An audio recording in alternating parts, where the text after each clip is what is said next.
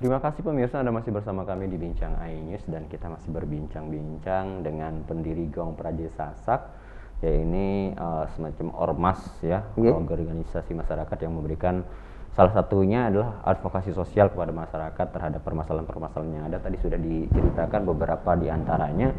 Mungkin bisa langsung dijawab pertanyaan yang kita tahan tadi Pak Dwi. Bidang apa saja yang bisa ditangani atau didampingi oleh Gong Praja Sasak? Ya sebenarnya kalau kita di masyarakat Mas ya, kita tidak bisa membuat suatu rincian, tetapi saat masyarakat membutuhkan apa saja di Gong Praja Sasak, selama kami mampu insya Allah. Artinya di situ mungkin ada pengurusan tentang apa yang ada kesulitan di rumah sakit, terus nanti ada mungkin di daerahnya ada jalan rusak, terus kalau tidak ada, kami memang sering mengadakan hearing ya, atau kita mendatangi instansi-instansi yang berkaitan, kita bertanya, dan alhamdulillah itu tadi katakan, kalau saya datang sendiri mungkin kami tidak didengar, tapi pada saat kita mengatasnamakan organisasi atau mengatasnamakan masyarakat, alhamdulillah dari dinas-dinas itu sangat apresiatif dan memberikan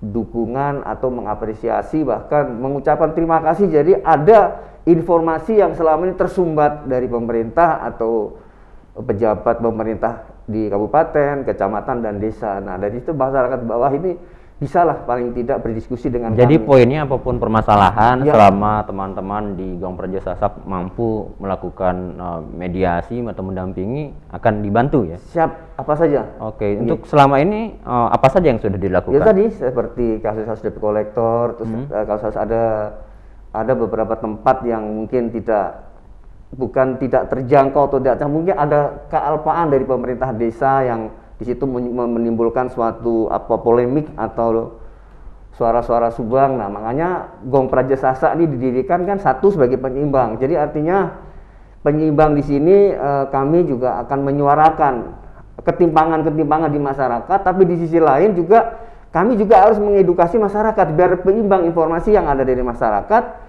Masyarakat juga harus paham. Jadi dua-duanya harus. Nah disinilah duduk tengah-tengahnya Gong Praja Sasak. Jadi bagaimanapun kita juga harus mendukung pemerintah, dari sisi lain kita juga harus mendukung masyarakat yang mungkin selama ini tidak tahu harus kemana dia mengadukannya gitu. Kira-kira seperti itu. Selama ini ada berapa banyak permasalahan yang diadukan masyarakat ke Gong Praja Sasak? Ya sebenarnya itu tadi tidak bisa teridentifikasi, tapi paling tidak catatan-catatan kami masalah tadi itu. Pengaduan tanda kolektor, sampai sekarang juga masih ada perselisihan. Nah ini kan menarik ya, masyarakat kita banyak yang mengalami kredit kendaraan misalnya motor atau mobil, kemudian bermasalah karena debt collector mencabut kepada masyarakat. Nah yang sesuai prosedur itu seperti apa sih? Jadi biar nanti kalau misalnya ada masyarakat yang mengalami, masyarakat bisa mengadukan itu. Mohon maaf, saya ulang lagi. Jadi gini, sebenarnya Gong Praja Sasak ini bukan sebagai eksekutor, jadi sebagai mediator. Jadi artinya begini, kami kan bisa melihat, contoh mama ada mobil atau motor dicabut, tapi kita harus tahu dulu permasalahannya. Jadi nggak semena-mena langsung ada lapor dari masyarakat terus langsung kita marah datengin ke finance, tidak. Kita data dulu, terus kita pelajari dulu, saat itulah baru kita datengin lah ke finance yang di Mataram.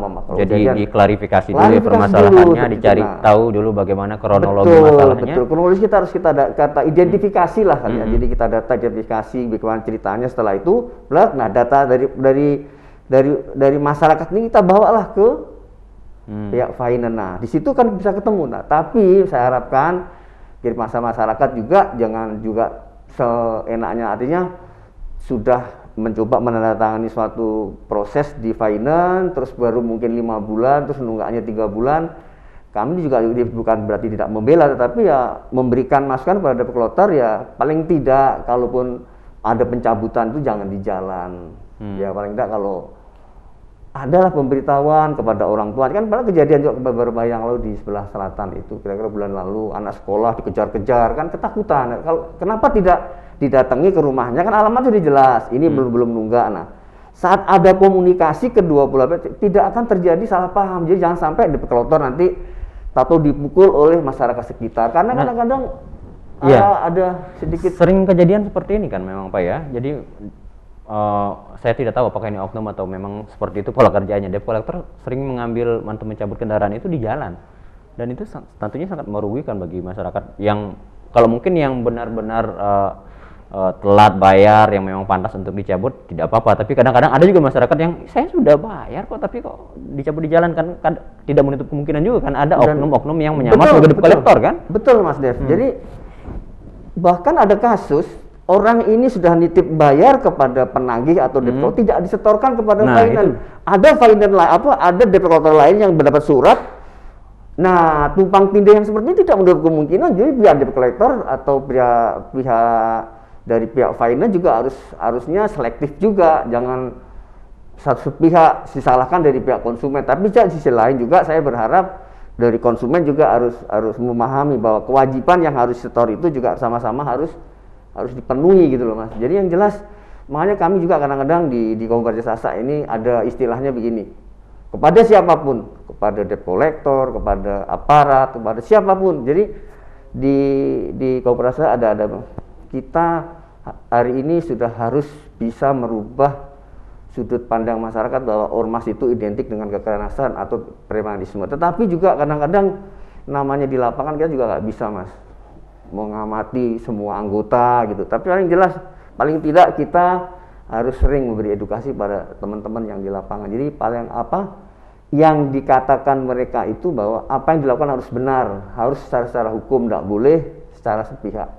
Masyarakat kita kan masih banyak yang awam nih terkait dengan masalah dengan debt collector tadi. Yang sesuai dengan prosedur itu seperti apa sih agar masyarakat kita bisa kalau misalnya di jalan bisa mempertahankan haknya gitu kalau misalnya itu tidak sesuai dengan prosedur. Ya, begini.